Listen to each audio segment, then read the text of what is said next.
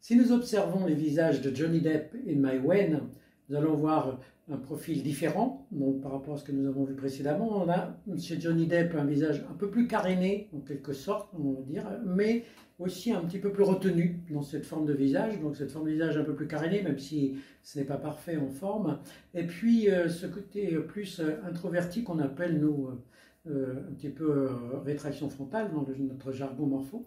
Alors que si on regarde le visage de Mai Wen, on a un visage qui est différent, il est anguleux aussi, donc on a la partie médiane surtout de ce visage qui est plus marquée, comme on dit, ça donne cette forme hexagonale et elle est surtout plus projetée vers l'extérieur, alors que celle de Johnny, cette forme de visage est un peu plus intériorisée. Là, ça nous donnera donc sur le plan de la personnalité, chez Johnny Depp sera aussi un peu plus introverti dans sa façon d'être, tout en étant très précis, très clair, très net, assez franc et direct dans son fonctionnement. Et par contre, chez Mai Wen, on va avoir un esprit plus séducteur, plus passionné, plus spontané. Donc son ouverture, son élan, sa dynamique, sa spontanéité est nettement plus importante chez Mai Wen que chez Johnny Depp, qui va être un peu plus en recul, qui va être un peu plus défensif, et qui a besoin lui aussi là, d'être dans un milieu dans lequel il se sent bien pour s'exprimer plus librement.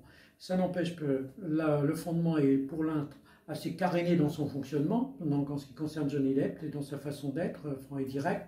Et pour Mai Wen, on pourrait dire séductrice et passionnée, ce sont deux mots qui peuvent lui convenir parfaitement bien et n'oubliera pas l'élan spontané. Pour Johnny Depp, aussi au niveau de son look, ce qui est intéressant par rapport à cette forme de visage assez carénée sur l'ensemble, on a surtout au niveau des cheveux, donc en ce qui le concerne, donc c'est plaqué, c'est net, c'est pur.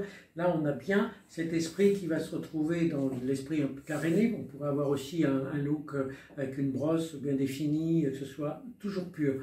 C'est toujours un esprit assez net et clair et net qui va toujours être prioritaire dans cet esprit de coiffure où la structure est bien sûr importante.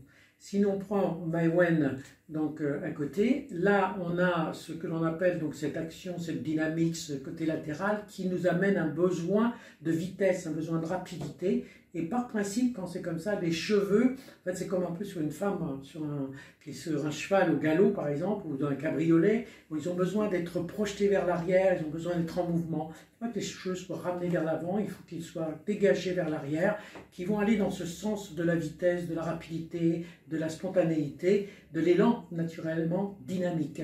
Et l'esprit qui est là au niveau de sa coiffure actuelle est parfait en ce qui la concerne. Dans cette mi-longueur, on va retrouver aussi, je donne souvent l'esprit d'Artagnan dans l'image, toujours, par rapport à cela. Donc et tous ces esprits d'hexagonal, dynamiques, actifs, vont avoir cet esprit de look où on va se retrouver avec ses cheveux toujours projetés et en mouvement surtout, et surtout en mouvement naturel.